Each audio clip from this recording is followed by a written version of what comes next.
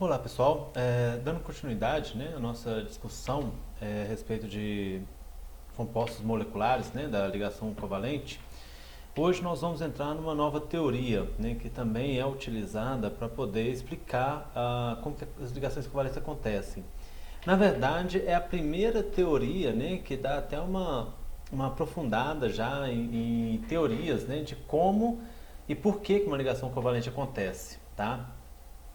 Vamos lembrar, né, que até o momento nós vimos a teoria da estrutura de Lewis, em que era muito é uma teoria, né, um modelo de ligação que contribuiu para poder explicar várias informações a respeito de ligações químicas, tá? Como por exemplo números de ligações, tipos de ligações, né? Então, por exemplo, a partir da estrutura de Lewis, a gente entende, né, que um berílio, por exemplo, poderia se ligar a dois hidrogênios, fazendo duas ligações covalentes. E esse composto de fato existe, né? E aí depois nós vimos como que o modelo Vesper ele aumenta um pouco mais a compreensão desse composto molecular ao nos propor uma forma de identificar, né, de uma forma correta a geometria assumida por muitas moléculas, né, pela maioria das moléculas químicas, tá? Então, nós vimos, né, que a questão das repulsões dos pares de elétrons, né, então a partir disso eu consigo, né, a gente consegue identificar, né, a geometria molecular, né, a conformação espacial de um determinado composto molecular. No entanto, a teoria da estrutura de Lewis, que até agora é a teoria que né, estava nos dizendo como que ia fazer uma ligação química, que era baseado na regra do octeto, né? Então, a gente pegava o número de elétrons de valência, propunha ali uma estrutura de Lewis, tentando né, fazer sempre, completando sempre o octeto dos elementos. Nós vimos que tem algumas exceções, mas era o nosso guia principal, era a regra do octeto, e como se isso fosse o suficiente, então, para poder sustentar o motivo da ligação covalente estar acontecendo. No entanto, se há exceções, a gente já começa a questionar um pouco esse modelo, porque né, se há exceções, o modelo então não é tão perfeito assim. Além disso, desculpa, além disso, né, a estrutura de Lewis ela não leva em consideração o formato dos orbitais atômicos. Né? Nessa altura do campeonato, nós já sabemos, né, por exemplo, que os elétrons ficam em regiões que nós podemos chamar vulgarmente de orbitais, e esses orbitais possuem um certo formato, né, uma certa superfície limite, né, como tem, por exemplo, o orbital S, ele é esférico, os orbitais P, né, tem uma conformação de halteres, tá? Então, a estrutura de Lewis não leva isso em consideração, né? Ela não leva em consideração como que esses orbitais atômicos vão, o que vai acontecer com eles, como que vai acontecer a ligação a partir disso. Então daí vai surgir então essa teoria da ligação de valência, que vai ser uma forma né, da gente relacionar os orbitais atômicos à formação das ligações químicas. Segundo a teoria da ligação de valência, as ligações químicas vão acontecer para poder promover o emparelhamento de elétrons, né? Emparelhamento de elétrons. Então, segundo a TLV, praticamente os átomos vão possuir elétrons desemparelhados e aí então eles vão procurar emparelhar esses elétrons. E aí esse emparelhamento dos elétrons que gera uma estrutura mais estável, né? Energeticamente falando, né? Termodinamicamente favorável de ser formado. Para isso acontecer, para que esse emparelhamento possa acontecer, nós temos uma sobreposição dos orbitais atômicos. Né? Então, por exemplo, se a gente pega dois átomos de hidrogênio, cada um desses átomos de hidrogênio né, tem uma configuração 1s1, ou seja, eles possuem um elétron desemparelhado, cada um deles, né, nos orbitais 1s, 1s deles. Então eles vão sobrepor esses orbitais atômicos deles, né? É como se eles combinassem um pouco, né, esses orbitais, de forma que nessa região agora, com a sobreposição dos orbitais atômicos, formaria-se um orbital molecular e nesse orbital molecular eu teria aqui o meu par de elétrons emparelhado. Né? Então estaria emparelhando os elétrons que antes estavam desemparelhados lá nos átomos de hidrogênio. E isso sim levaria a uma redução de energia. Aqui né, do lado nós temos um diagrama de energia justamente disso, né? Um gráfico da energia da ligação, energia potencial entre dois átomos, né, aqui no caso dois átomos de hidrogênio, em função da distância deles. Então, quando eles estão muito distantes um do outro, né, de forma que eles não sentem atração um pelo outro, né, então o núcleo de um não está sentindo atração ainda pelo elétron do outro átomo, então é que eu não tenho energia potencial, e a energia potencial então é próxima de zero, é igual a zero, né? Conforme esses átomos então vão se aproximando, o meu núcleo de um átomo começa a sentir atração pelo elétron do outro e o núcleo do outro também sente atração do elétron desse primeiro.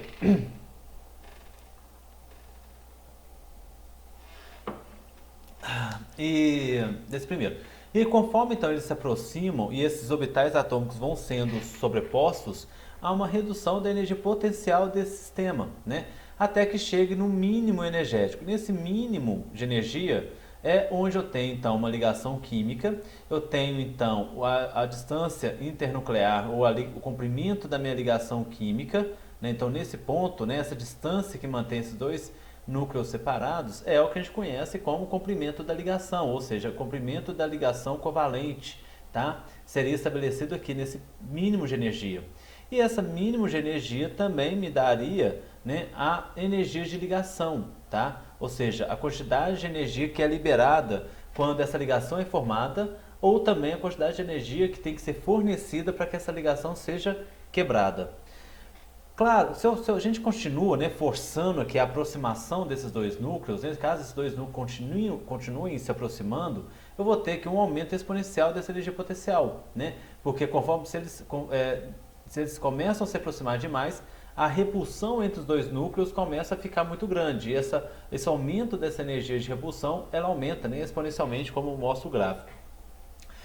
Esse gráfico, às vezes, dessa forma de ilustrar, às vezes não deixa muito claro, né, como que seria isso aqui, tá? Vocês têm que imaginar como se um núcleo, na verdade, estivesse aqui, né, na origem desse gráfico, né, dessa ordenada, e o segundo núcleo fosse se aproximando dele, né? Então, quando a gente fala, por exemplo, que essa distância aqui, né, de 0,1 angstrom, tá? Essa distância normalmente ela é dada em angstroms.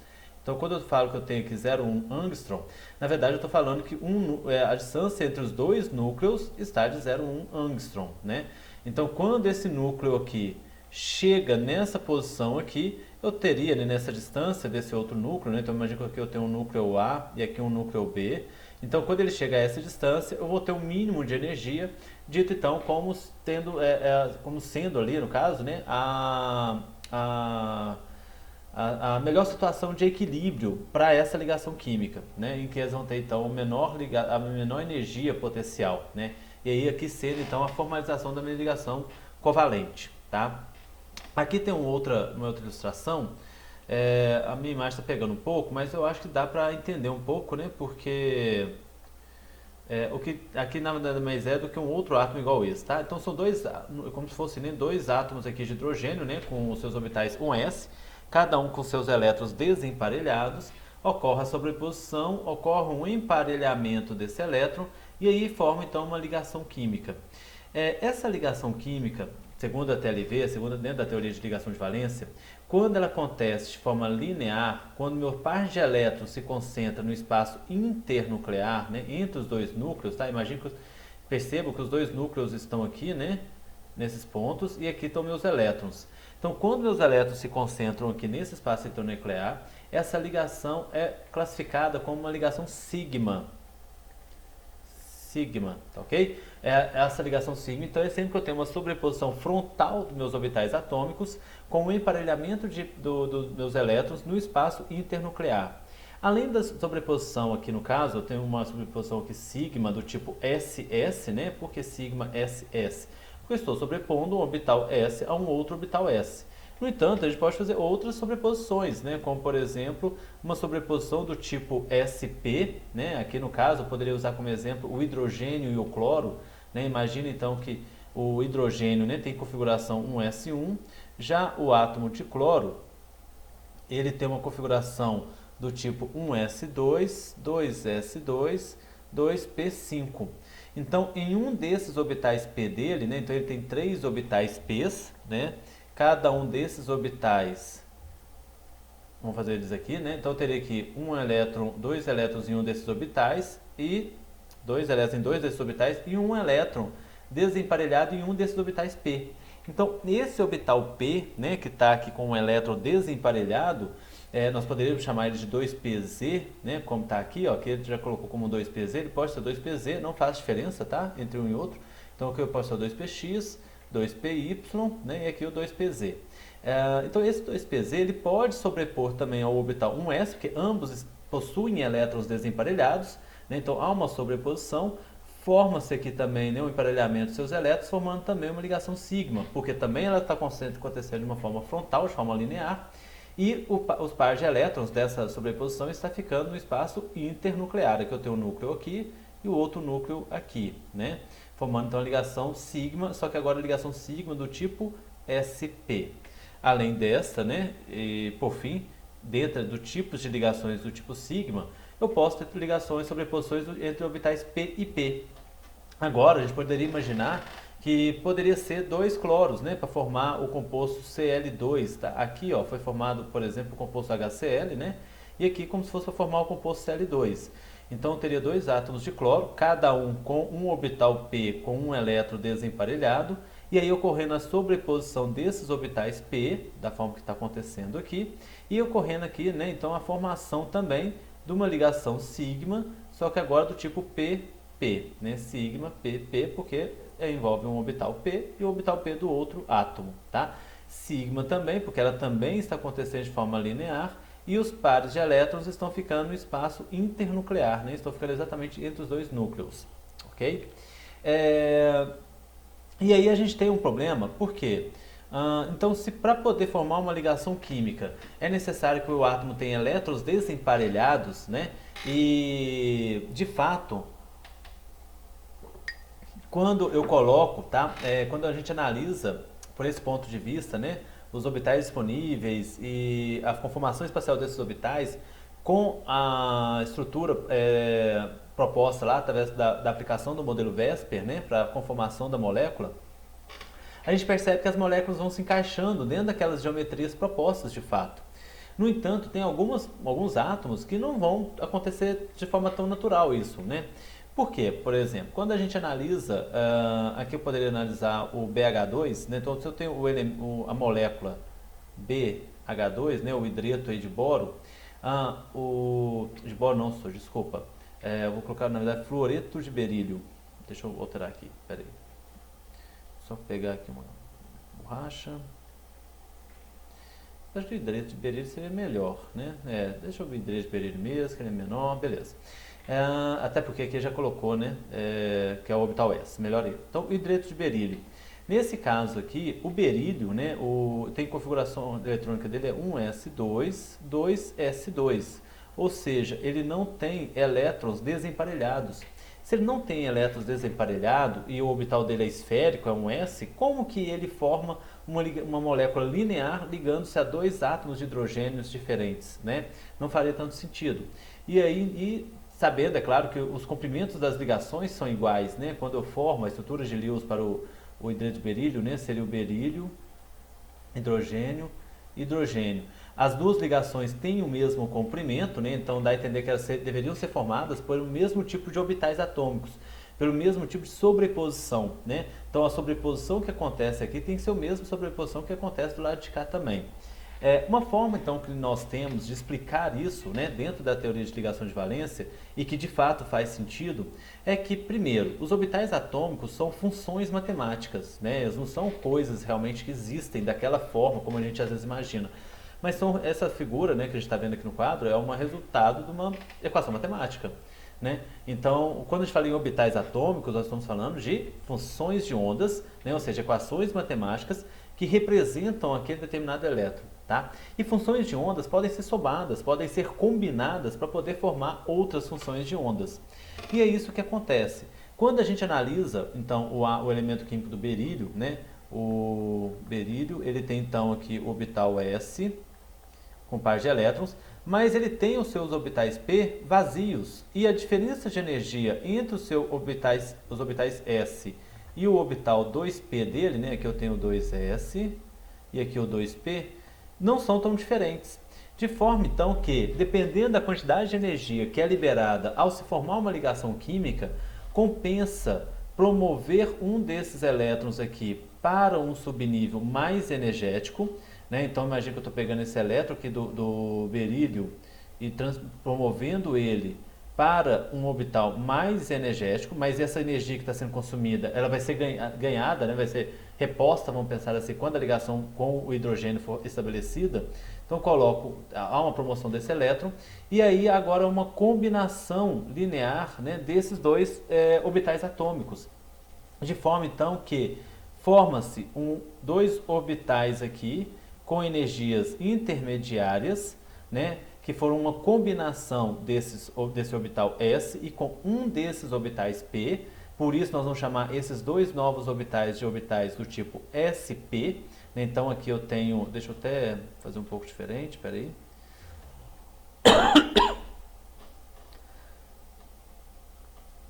Então eu tenho aqui um orbital sp, outro orbital sp, tá? Dois orbitais iguais, né? A combinação, tá? A mistura de orbitais atômicos sempre vão gerar orbitais iguais, simétricos. E outra, a combinação, o número de orbitais combinados é igual ao número de orbitais gerados, né? Então se eu combinei aqui dois orbitais atômicos, eu vou gerar outros dois orbitais atômicos, chamados agora de orbitais híbridos, né? Orbitais híbridos do tipo sp. Os meus outros orbitais atômicos P continuam lá, né? Eles vão continuar existindo dentro do estruturado boro, né? Eles não entraram nesse processo aqui de hibridização. E então esse processo, né, em que a gente combina esses orbitais atômicos para poder formar orbitais híbridos é chamado de hibridização. E quando se faz isso, repare que nós passamos agora a ter dois elétrons desemparelhados. Agora sim faz sentido, né? O berílio, então, combinar cada um desses orbitais híbridos, então, que são formados, com dois orbitais atômicos de dois hidrogênios, formando assim o nosso composto, né, de hidreto de berílio. Aqui na figura está mostrando isso, né? Então tem aqui o orbital S, que vai se combinar ao orbital P. Esses dois aqui, até daquela hora no começo da explicação, eu achei que ele estava representando o S do hidrogênio, mas não é. Aqui é o orbital S do berílio, por exemplo, né, mais o orbital P do berílio, e aí formando aqui os orbitais híbridos sp também do berílio. Repare que os orbitais sp é diferente do orbital P e diferente do orbital S, né, é uma combinação dos dois. Aqui é a representação dos orbitais híbridos sp, considerando apenas os lóbulos grandes, tá? Só esses maiores aqui, esses pequenininhos aqui, né, foram omitidos aqui na representação, tá? De forma então que teria como, né, um hidrogênio combinado sobrepor o orbital S aqui e o outro hidrogênio sobrepor aqui também, justificando inclusive a geometria linear, né, porque eu teria aqui um ângulo de 180 graus entre esses dois orbitais S, esses dois orbitais sp. Além disso, só chamando a atenção, né, como eu já falei, né, mas enfim, reforçando aqui, os orbitais P continuam aqui, né? Então aqui é como se eu tivesse aqui um orbital P e um outro orbital P aqui, né, ó, tá ok? No eixo Z, né? É como se eu tivesse aqui um eixo Y, aqui um eixo Z e aqui o eixo X, tá? Então os orbitais P continuam ali. Além da hibridização do tipo sp, deixa eu dar uma apagada aqui. Além da hibridização do tipo sp, né, nós podemos ter outras hibridizações. Como o próprio exemplo ele já chamou atenção, né? Olha, se ele combinou um S com um P, por que não combinar com mais orbitais P? E de fato isso vai acontecer, né? Quando a gente analisa, por exemplo, o composto BH3, isso, o hidreto de boro, o boro ele tem a configuração do tipo 2S2, 2P1. Né? Então ele não tem também 3 elétrons desemparelhados para poder formar o composto BH3, como nós sabemos que existe, né? Que é dessa forma aqui.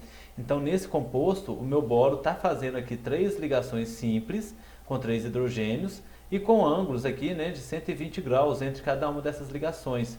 Então isso também não está fazendo sentido, porque tem que ser, se essas ligações são iguais, então elas têm que ser formadas pela mesma sobreposição de orbitais. Né? Não faz sentido, isso é uma sobreposição de um orbital do tipo P com S, ter as mesmas características da sobreposição de orbital S com outro S, né? São orbitais diferentes, então teriam resultados diferentes. Então também há uma hibridização entre o orbital S do boro e os dois orbitais p dele, né? Então eu tenho aqui o seu orbital s com o elétron emparelhado, os três orbitais p com apenas um elétron desemparelhado. Ele então promove um desses elétrons aqui para o orbital p vazio, formando então três orbitais híbridos do tipo sp2. Então repare que esse subscrito ele simboliza o número de orbitais p que eu estou utilizando, né? Então agora, ó, nesses orbitais do tipo sp2, eu tenho 3 elétrons desemparelhados. O outro orbital p continua aqui, tá? Vazio, e são esses 3 orbitais sp2 que são utilizados então para fazer a ligação química. Aqui está a representação deles, né? O orbital s, os 2 orbitais p, e aqui meus orbitais híbridos. Cada um, repare, né, vai apontar para uma região, porque eu vou ter uma repulsão entre esses elétrons, né? Assim como o modelo VESP já previa. Então eu vou ter uma repulsão em que eles vão ter, né, a ocupar posições que minimizem a energia de repulsão entre eles. E que quando a gente junta, né, os 3 orbitais híbridos, a gente vê que realmente forma aqui uma estrutura trigonal planar, que é a estrutura verificada, né, no caso de BH3, BF3 e tal. Então o hidrogênio poderia sobrepor os seus orbitais S aqui, né, formando então o nosso composto BH3, por exemplo. Além disso, além da hibridização, né, sp2, se a gente ainda tem um orbital lá disponível, um orbital p vazio, então há de supor, né, que é possível fazer um terceiro tipo de hibridização com esse terceiro orbital. E de fato, né, a gente vai ter que usar ele para poder explicar, por exemplo, por que o gás metano, o carbono faz 4 ligações simples com 4 hidrogênios, sendo todas essas ligações de mesmo comprimento, de mesmas características, sendo que o carbono ele tem a configuração eletrônica 2s, 1s2, né? Aqui eu tô deixando, tá, pessoal? Nos exemplos anteriores também não coloquei o s2, mas vocês, né, entendem que ele está aqui. 2s2, 2p2, né? Ou seja, ele não possui 4 elétrons desemparelhados, ele possui apenas 2 elétrons desemparelhados, né? Ele tem aqui o orbital s e os seus orbitais p, nesses orbitais p com apenas 2 elétrons. Então era para ele fazer apenas 2 ligações, e não é o que acontece nesse composto, né? Quando o carbono faz 4 ligações químicas, ele precisa, com 4 átomos diferentes, ele precisa, né, de 4 elétrons desemparelhados. Então o que ele faz é promover um desses elétrons, né, para um orbital p vazio, e poder aqui fazer uma hibridização do tipo sp3 agora, né? Então ele hibridiza aqui formando 4 orbitais do tipo sp3, então sp3, sp3, sp3, sp3, e cada um deles com um elétron desemparelhado, né? Igual mostra aqui na figura. Então eu tenho aqui o orbital s, por exemplo, do carbono, os seus 3 orbitais p, vão combinar esses orbitais p, formando então um processo que a gente chama de hibridização, né? Formando 4 orbitais híbridos, então sp3. Esses orbitais híbridos sp3, quando a gente verifica de fato, eles vão apontar para o vértice de um tetraedro, o que vai justificar então, né, que de fato o meu composto CH4, ou todo o composto em que o carbono fizer 4 ligações químicas com 4 átomos diferentes, vai apresentar uma estrutura do tipo sp3. No caso do carbono, vale a pena chamar a atenção que ele pode fazer outras hibridizações intermediárias. Ele consegue promover esse elétron para cá, mas ele consegue, às vezes, só fazer uma hibridização do tipo sp, deixando 2 orbitais p com elétrons desemparelhados, tá? Aqui também com elétron, e ainda consegue fazer a hibridização do tipo sp2, em que ele faz aqui, né, hibridização com apenas 2 orbitais p e deixa um orbital p disponível. Todos os 4 orbitais com elétrons desemparelhados. Essas hibridizações diferentes que ele faz quando ele tem a necessidade de fazer ligação múltipla com o mesmo elemento químico, né? Então, quando o átomo de carbono faz apenas ligações simples, ele tem hibridização sp3, né, para poder ligar então cada um desses orbitais a um novo átomo. Quando ele faz uma ligação dupla, ele vai estar no tipo sp2. Por que precisa ser dessa configuração sp2? Porque os orbitais híbridos só fazem ligações do tipo sigma, né? A gente não consegue fazer ligações do tipo pi, que é a ligação que nós vamos ver daqui a pouco, que é quando tem a ligação dupla e tripla, com orbitais híbridos. Então, quando o carbono for fazer ligações múltiplas, seja dupla ou tripla, ele precisa de orbitais p disponível. Então, por isso que ele tem essa capacidade de fazer hibridizações diferentes, né? sp3, sp2 ou sp1, de acordo com a molécula, com o composto que ele está presente, né? Então, igual aqui, ó, tá vendo? Aqui a gente vai ver um pouquinho então como que acontece agora as ligações múltiplas. Então, nós vimos que a sobreposição de orbitais atômicos, né, seja orbitais híbridos, seja orbitais atômicos, né, não hibridizados, quando acontece de forma linear, igual está aqui, né, com pares de elétrons se concentrando no espaço internuclear, essa ligação é chamada de ligação sigma. No entanto, nós sabemos que alguns, e é o que a gente vai chamar também, tá? Essa ligação sigma é o que a gente vai conhecer como ligações simples, tá ok? Que é quando acontece apenas um par de elétrons sendo emparelhado entre dois elementos. No entanto, nós sabemos que, por exemplo, quando temos o gás oxigênio, eu tenho aqui, né, nós temos dois átomos de oxigênio ligados por uma ligação dupla. Então, como que essa ligação dupla vai acontecer, né? Essa ligação dupla, ela vai ser necessário ter orbitais p disponíveis, né? Então, eu preciso... Deixa eu só apagar ali também. Eu preciso ter orbitais p disponíveis, porque a ligação dupla, ela não acontece de forma linear, né? Por que ela não acontece linear? Porque já tem aqui, né? Quando dois átomos vão fazer uma ligação dupla, ele já fez uma ligação simples, o que a gente chama de ligação sigma. Então, a segunda ligação química, ela não tem como ser frontal, não tem como ela acontecer com a mesma geometria, né, com o mesmo mecanismo que a sigma. Tá? Essa vai ter que seguir um mecanismo diferente. E esse mecanismo diferente é uma sobreposição do tipo lateral. Né? Então, é como se eles estendessem aqui essa região e se encontrassem aqui nesse espaço aqui. Reparem que a ligação π, né, a sobreposição π, então os elétrons não vão estar no espaço internuclear, eles vão estar à margem, vão estar aqui na lateral do meu composto, tá? Aqui está a representação, né, de uma ligação π, né? Então repare que esses orbitais p, né, então aqui eu tenho no caso do carbono, né, com a hibridização, aqui nesse caso o carbono está com uma hibridização do tipo sp2, então ele está aqui com 3 orbitais sp2. Por isso que o carbono, quando está na hibridização sp2, ele tem uma geometria trigonal planar, né? Por exemplo aqui, tá? Então aqui eu tenho aqui uma ligação sigma acontecendo e eu tenho aqui dois lóbulos, né? Para fazer outras duas ligações sigmas também. E aí esse orbital p, então, que sobrou aqui, né? Aqui eu tenho um orbital p, lembrando que esses dois aqui são o mesmo orbital, né? Então orbital p, vão se sobrepor de forma lateral, formando aqui esse tipo de sobreposição. Como ela é uma sobreposição diferente da sigma, ela vai receber um nome diferente. Esse nome diferente é π, né? Então vai ser uma ligação do tipo π. Lembrando que essa π sempre vai acontecer entre orbitais p, tá? Não tem como a gente fazer ligação π com um orbital s, por exemplo.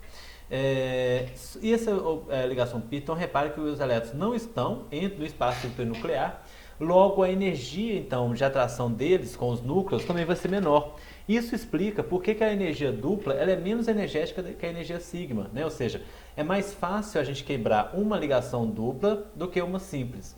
Quando eu falo quebrar uma ligação dupla, não falo quebrar assim para formar, por exemplo, aqui, né, o CHH não, tá? Eu estou falando que ela é menos energética quando eu quebro ela, mas mantendo ainda uma ligação química, tá? Ou seja, quebrando apenas essa ligação dupla, tá? Quando eu quebro apenas essa ligação dupla, a energia necessária para se quebrar ela é menor do que a energia necessária para quebrar a ligação sigma. Por isso que quando a gente vai analisar a energia de ligação, a energia para quebrar uma ligação dupla não é 2 vezes a energia da ligação simples, né? Que teoricamente deveria ser, né? A ligação dupla deveria ser às vezes o dobro da simples, e não é, né?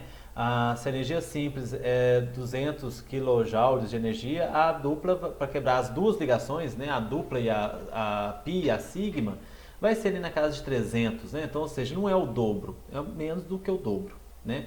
Então aqui tem um exemplo, né, de uma ligação π, então aqui formando uma ligação dupla entre esses dois carbonos, tá? Aqui é como se eu tivesse, então, o gás etileno, né? Então eu teria aqui eteno, né? Então eu tenho dois carbonos que formam uma ligação dupla e dois hidrogênios, né? Que por ligações sigmas, ok? Além da dupla, né? Nós podemos formar ligações triplas. Só um minutinho. Então, ainda tendo o carbono, né, como exemplo, só que agora sim o etino, né, eu tenho aqui, então eu posso ter, né, a formação de uma ligação simples, né, uma ligação sigma entre dois carbonos. Eu posso ter aqui a ligação dupla envolvendo aqui um orbital P de cada um desses carbonos e uma segunda ligação dupla envolvendo agora também os mesmos átomos de carbono, né, só que o segundo orbital P. Então, como nesse caso eu tenho dois orbitais P disponíveis, repare então que esses orbitais híbridos são do tipo sp2, né? Então, teve necessário ali, né, fazer sp2 não, perdão, do tipo sp. Sorry.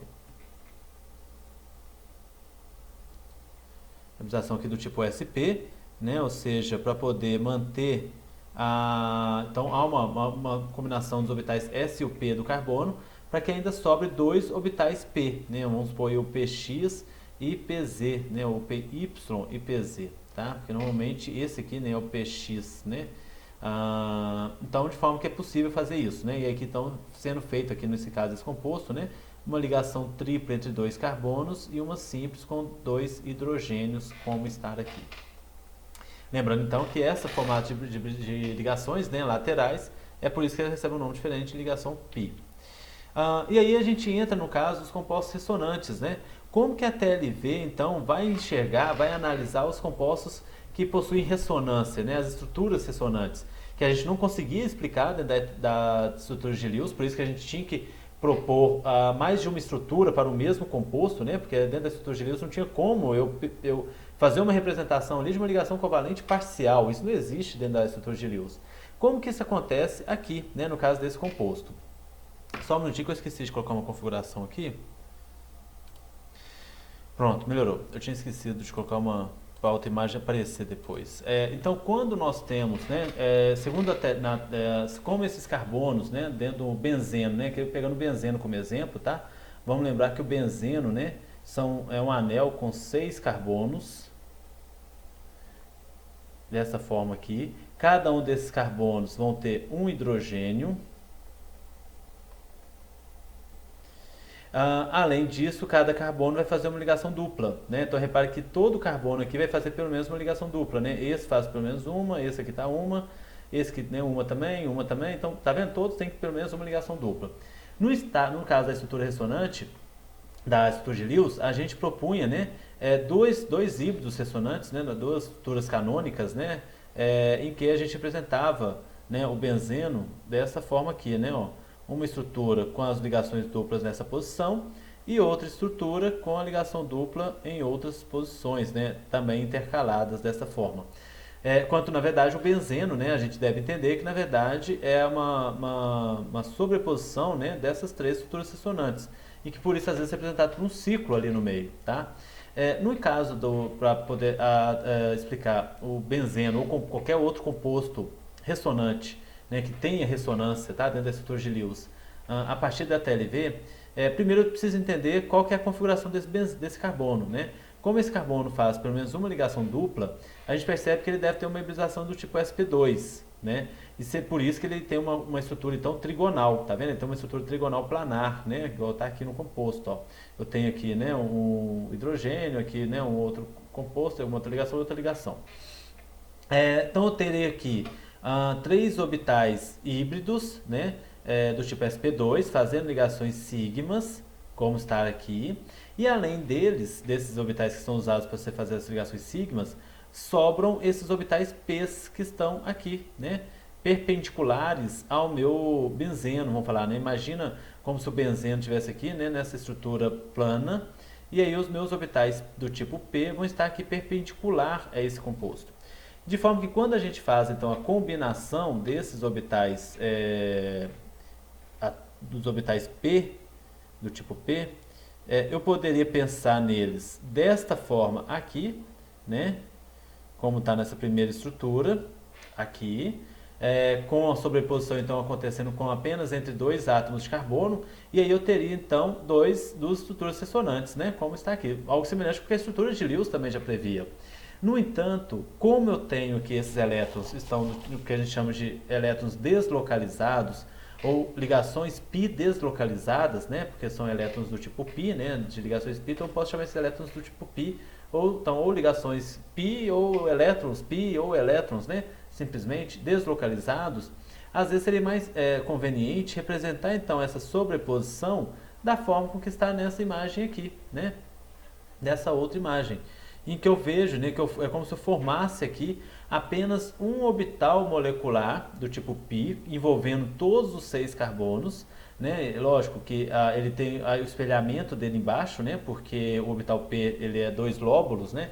Então vamos lembrar que, por mais que aqui, pessoal, tenha dois elos de ligação, na verdade, essas duas regiões é apenas uma ligação química, tá? Aqui é apenas uma ligação dupla, tá? Uma ligação π. Aqui é outra ligação π, outra ligação π, ok? Assim como, né, quando eu represento o orbital P dessa forma aqui, por mais que haja uma separação aqui, né, entre eles, isso aqui é apenas um orbital, né? Então aqui eu tenho um plano aqui nodal, né, entre eles. Isso aqui é um orbital só. Aqui também é uma ligação química só, uma ligação química, outra aqui e outra aqui. Aqui é a mesma coisa. Então aqui eu estou representando, né? Então repare que a ressonância ela também é contemplada pela TLV, né? Aquela questão das estruturas ressonantes, elas também vão aparecer aqui, só que agora, né, de uma forma até mais natural, né, com a sobreposição desses orbitais de uma forma conjunta, como está aqui. E por isso os elétrons então ficariam no estado deslocalizados, né, porque eles estariam aqui, né, nessas nuvens eletrônicas aqui que a gente está chamando de ligação π, ok? Pessoal, espero que vocês tenham entendido, né? Qualquer coisa a gente tira dúvidas, tá? No atendimento. Fiquem bem, tá? E até o próximo vídeo.